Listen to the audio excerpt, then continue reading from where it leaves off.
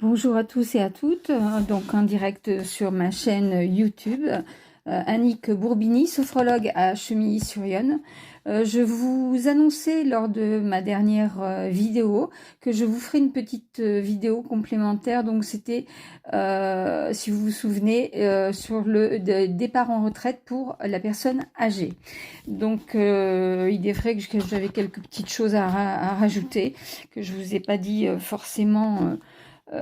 J'ai pas eu le temps de vous mettre sur la première vidéo.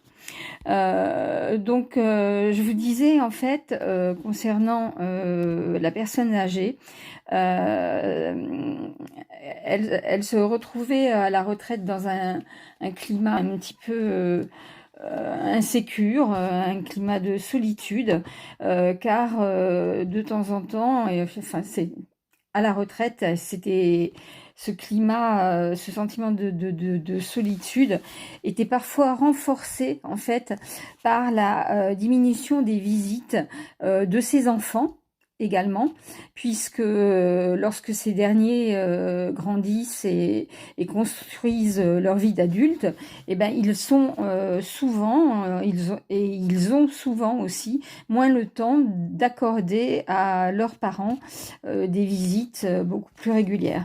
La personne âgée alors peut se sentir frustrée par le fait de ne plus transmettre son expérience ou ses compétences et développer un sentiment d'inutilité. Cette perception est souvent exacerbée lorsque la personne âgée n'a pas encore aussi de petits-enfants et qu'elle ne peut donc pas encore s'investir dans ce rôle qui est le statut de grands-parents. Elle pourrait être occupée avec la retraite avec les petits-enfants, mais là, n'étant pas le cas, elle souffre de solitude. Affectée par l'ensemble de ces pertes occasionnées au départ à la retraite, la personne âgée, en fait, elle va perdre progressivement confiance en elle, et puis elle ne parviendra plus à faire des projets.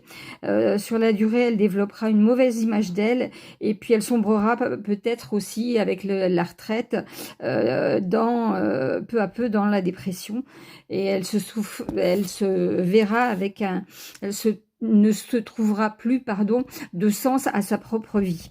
Le protocole, en fait, pour la sophrologie, c'est l'aider au quotidien à se sentir mieux, de manière à vivre sa retraite comme il faut. À très bientôt. Au revoir.